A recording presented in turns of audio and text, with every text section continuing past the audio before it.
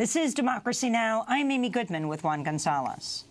We turn now to Arizona, where schools are closed for a fifth day as thousands of teachers continue to strike, demanding better funding for education. Crowds of striking teachers dressed in red T-shirts have rallied at the state capitol this week and last to demand a 20% pay raise for educators and decreased class sizes, among other demands. The strike began Thursday with the teachers protesting the $1 billion funding cuts to education in the state since the 2008 recession. Mary Cotnor is a teacher in Rio Rico, Arizona. Well, the bottom line is funding for education. So a lot of people think it's just for teachers' salaries, and it's not. It's funding for the schools, for our kids. We haven't had the funding stopped in 2008 and has not increased.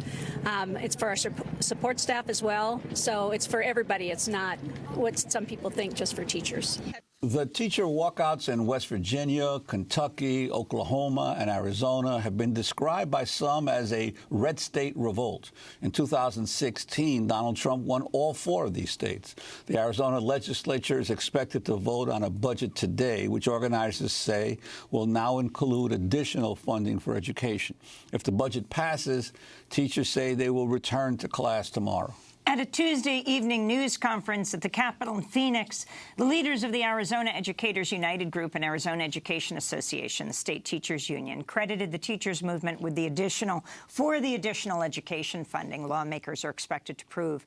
So for more, we're going to Arizona, where we're joined right now by Noah Carvelis. He's an elementary and middle school music teacher in Phoenix, one of the leaders of Red for Ed, and Arizona Educators United helped start the teacher protests in Arizona. Noah, welcome to Democracy Now! Just describe the scene at the State House yesterday. The scene is incredible. We have thousands and thousands of educators down there advocating for their students and standing up and essentially saying enough is enough. On the very first day of the walkout, we started with a march that included about 75,000 people. We filled the streets, and what we showed was decades of frustration, and we stood up and we said that it's time for a change. It's an incredible sight to see right now. And Noah, could you talk about how this strike developed? Because one of the interesting things about all of these walkouts is that they've occurred largely from the ground up, from the grassroots up, not as calls for the union leaders of either the NEA or the AFT, the two major national unions, actually calling the strikes. Yeah, this is really started from a grassroots organization called Arizona Educators United. We've been building energy and building an infrastructure, and we've worked very collaboratively with the union, with Arizona Education Association, to really move this forward. And it started with educators standing up and saying that we need to bring a change, and that educators are going to be the ones who bring that change. And that's been a very powerful thing for us, especially in a conservative state, to have educators really lead the charge and advocate for themselves and their students. And to what degree did the West Virginia walkout inspire or give people a sense that they could do this? You know, it's hard to even put into words. It was incredibly inspiring to see that. Here in Arizona, all the educators here, I think we're watching that moment happen and that movement happen in West Virginia, and you look around at your own situation and you say, hey, we need to stand up and do something here as well. We're last in teacher pay. We're 48th in the nation in per pupil spending. We have a $1.1 billion deficit in education. Why are we not doing something here? So to see West Virginia stand up and fight back, you look at your own situation and you have to stand up and fight back. And that was incredibly inspiring to us in Arizona. I want to turn to Arizona Governor Doug Ducey speaking to the press last week about the teacher walkout. If we pass a 20% pay increase and people continue to strike, I don't think that makes sense to citizens, to parents. I don't think it'll make sense to teachers. We're going to do our best here. I'm confident we can get this plan done. And then I want to get our teachers back to what they do best inside the classroom. We've got graduation, summer breaks, missions coming up, and people headed off to the military on date certain. Let's address this issue and then get back to business. So that's Arizona Governor Doug Ducey. Talk about what you've demanded, what the state has offered, and what you're willing to settle for, what the teachers in Arizona, this remarkable strike that's taking place. Well, we've demanded an answer to the $1.1 billion in cuts that we've seen. So as I mentioned, we're 48th in the nation per pupil spending. We're last in teacher pay. We need to see that change. So our demand is that we restore that funding. We fill these gaps because right now we're hemorrhaging teachers. We continue to lose incredible teachers every single day. And at the end of all this, who are really hurt are the students. They're losing their chance at an academic future. So right now we're looking at this budget that has been proposed.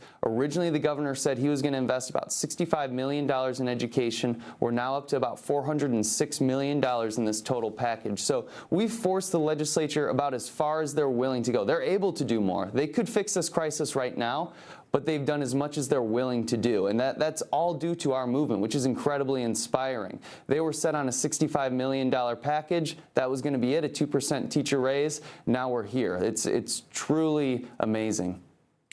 And in terms of the participation levels, have you seen any waning in the support of the teachers as it's now dragged on for several days? You know, we really haven't. We had more support in terms of numbers at the Capitol on Monday than we did on Friday. So it's continuing to grow. And right now, the educators are beginning to realize that our legislature will not solve this issue. They're seeing these people and they're seeing what they're doing to our system. And now they're more inspired than ever to make a change. So the frustration only continues to grow at this moment, and the dedication to the cause and the students only continues to grow at this movement. So the support is incredibly strong. Noah, I wanted to ask you about your senator from Arizona, John McCain, who is dealing with brain cancer, of course, at home in Arizona. Just wrote a book, but talking about Donald Trump, he said, he's declined to distinguish the actions of our government from the crimes of despotic ones. The appearance of toughness, or a reality show facsimile of toughness seems to matter more than any of our values. That's Senator McCain talking about Donald Trump. Does Senator McCain, do senators have a role in what's happening right now with the teachers of Arizona? They've been incredibly quiet on this so far. They really have not stood up one way or another on this issue, at least as far as I've been made aware. We haven't been contacted by them. I haven't seen them, put on the red shirt and come out with us. So that's frustrating that they're not out there advocating alongside of us. There are some people on a more local level who are, but a lot of our legislators refuse to engage with this issue. They refuse to invest in our public schools and our public infrastructure and our state. It's incredibly frustrating. Another person who's been remarkably quiet on all these teacher strikes is President Trump, given how much he loves to tweet about any issue under the sun. You haven't heard much from him about the plight of teachers across America. No, we haven't. And I think one of the reasons why we're not hearing from these people is because the power has shifted. The power is in the hands of the educators, and that's an unsettling thing for people who have had power for a long time now. The power has shifted, and I think that's why we're seeing that silence. There's a movement happening all across the nation, and to be frank, I don't think those in power know exactly how to handle it. Well, Noah Carvelis will continue to cover this wave of teacher actions, strikes, walkouts around the country. Noah is an elementary and middle school music teacher in Phoenix, one of the leaders of Red for Ed and Arizona Educators United. He helped start the teacher protests in Arizona.